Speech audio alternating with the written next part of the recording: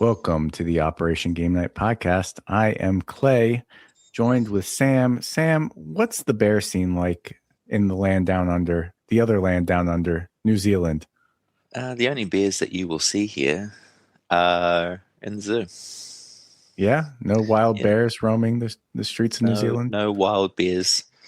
I think no bears. I was gonna say I think I heard a story once about a polar bear, but that's the wrong side of the planet.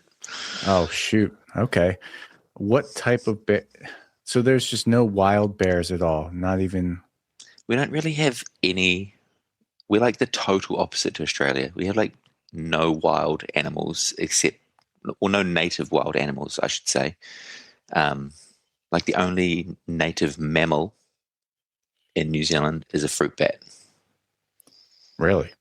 Yeah, we have That's not heaps of that's not birds. very sexy.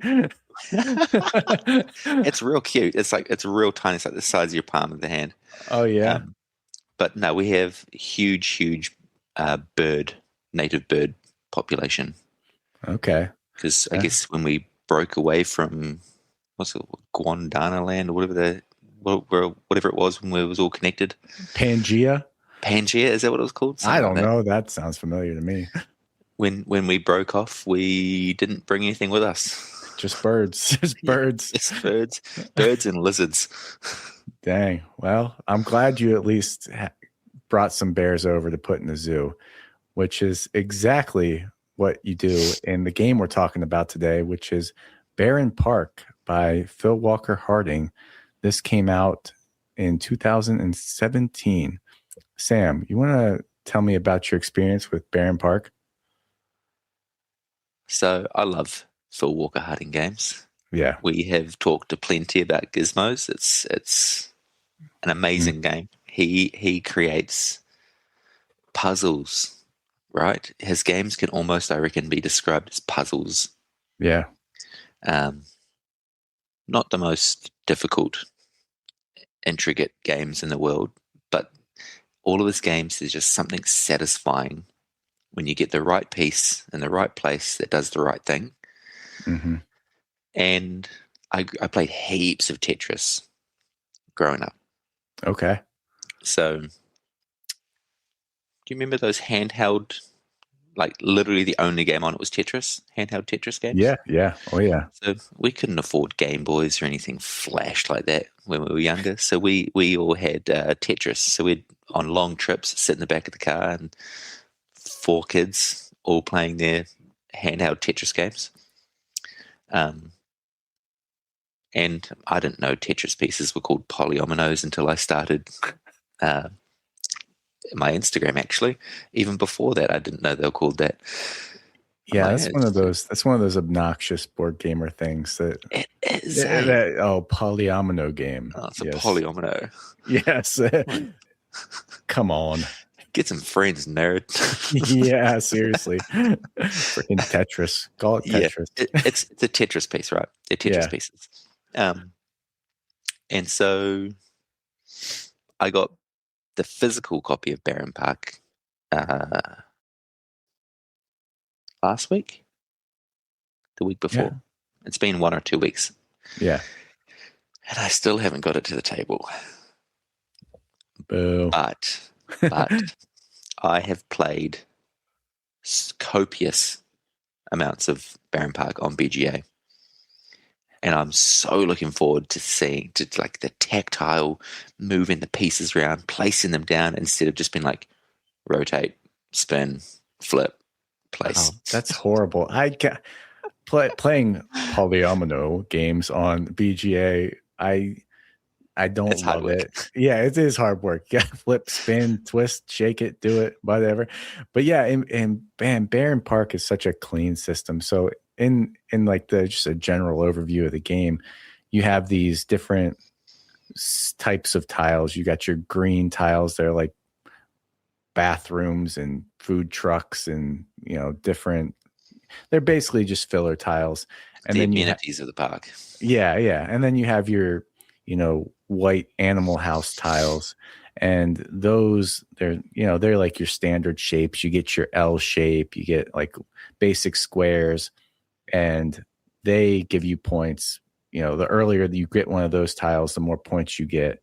And then there's these big heaping like enclosures that you can get, and they give you a lot of points, but they're kind of unwieldy tiles to try and place. And essentially, you start with this like one little board, and there's symbols on there that you cover up. So when you place a tile, you'll cover up a symbol that says what areas of the board you can take your next tile from. So if I cover up the little green wheelbarrow symbol, I can take one of the little amenity tiles and I put that in my supply, and then it's an option to place later. Or if I cover up the big orange excavator, I can take one of those giant enclosure tiles. They're worth a lot of points, but hard to place. Or I can take anything that's of a lesser value than that, which is nice. And then you can also expand your zoo by covering up the construction site symbols, and you add more tiles. And when you complete an entire section, you get to place this bear statue in your section of the zoo. There's like one empty space on your little section board. And the earlier you get those bear statues, they start at like 16 points. First person who, completes their entire thing, but this empty spot, gets a 16-point bear statue that they place in their zoo. And the next person gets a 15. And then, till the end, you're, placing bear statues that are worth like 1 or 2 points. So that's a nice little like race mechanism there. But yeah, that's essentially the game. You place a tile, you cover up symbols, you get that tile, and then it just goes round and round until somebody fills up their entire bear zoo, and then you see how many points you got on the board. Yeah, I mean, that weight right there on BGG is 1.66. Yep. I think that might even be generous. And on the high side. On the high side, for sure. Yeah. Like the most difficult thing about this game are those concrete truck excavator tiles that have those wonky shapes. Yeah. And figuring out how they can actually be placed and whether you have the room to them. Like I've played multiple games where I've been like, I'll grab that, and then I'm like, I don't actually have any room to place that. Yeah. But at least you stop another person from getting that tile. But it's and it's almost like the little engine that could. You always want to pick up a new tile. You always want to place a tile to get a new tile, and you never. Well, I won't say that. You want to try and avoid picking up those pathetic portable toilets. Yeah. And ice cream trucks and whatever they are. Yeah. Until you absolutely have to. You want to get those big boy tiles. Yeah.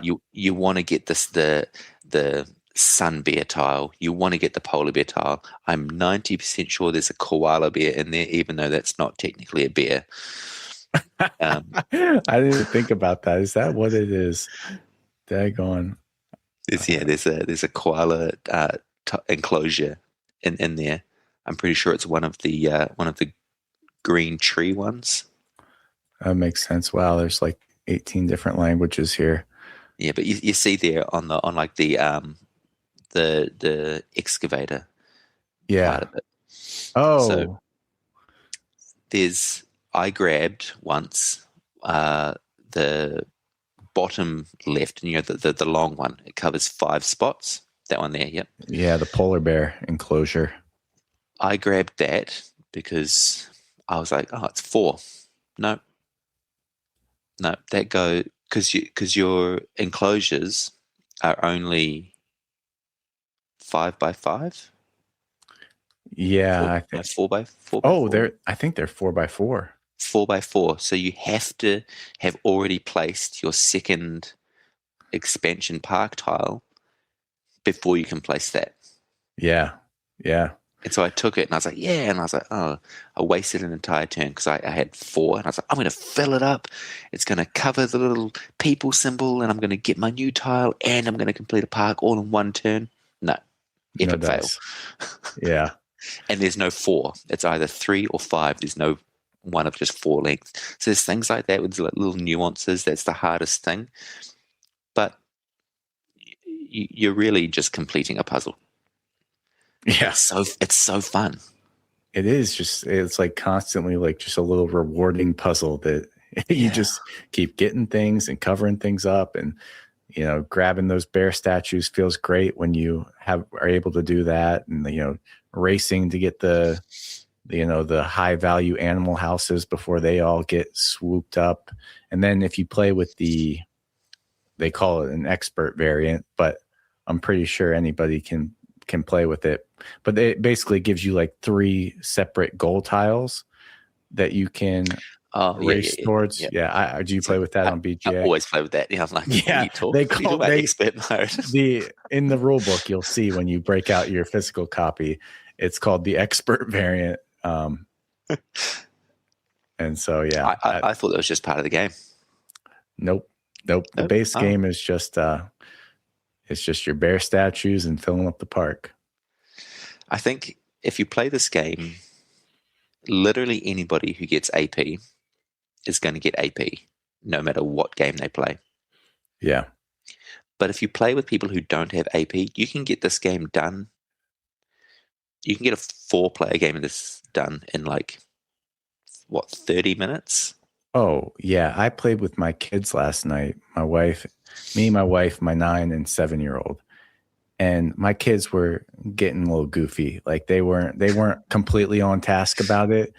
And we still finished it in 40 minutes probably. Yeah, it's a quick game, right? Yeah. I think this game takes longer to put on your table probably and set up the tiles than it does to actually play it. That is true. That is my biggest complaint about this game, period. This is probably one of my favorite just entryway teach to anybody type games. But it is annoying sorting and stacking those tiles because they all have to go, from highest to lowest. And then you have to have a certain amount of all the different green ones out based on the player count. So you have to kind of sift through those. And I'm at the point with it. I was trying to keep them all in separate baggies for all the different types of enclosures and things. I just threw all the freaking tiles in the box just as a big heaping mess. And so when I got it out last night, it probably took me 20 minutes to set it up, which I didn't love. But I am looking at a 3D printed organizer for it. I was just going to say that this is probably one of those games that could really benefit from an organizer. Yeah, no, for sure. Because if I could get this set up in 5 minutes, that would be, that's a no-brainer to pull out all the time. Well, that puts it on the regular rotation then, doesn't it? Yeah, it does. It does.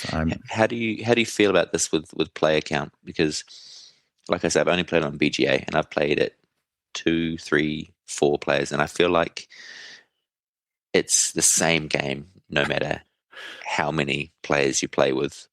The only thing that changes is maybe 5 minutes of time. Yeah, I think Do you have a preferred player count? No, I've played it at 4 a few times. I've played it at 3 a few times.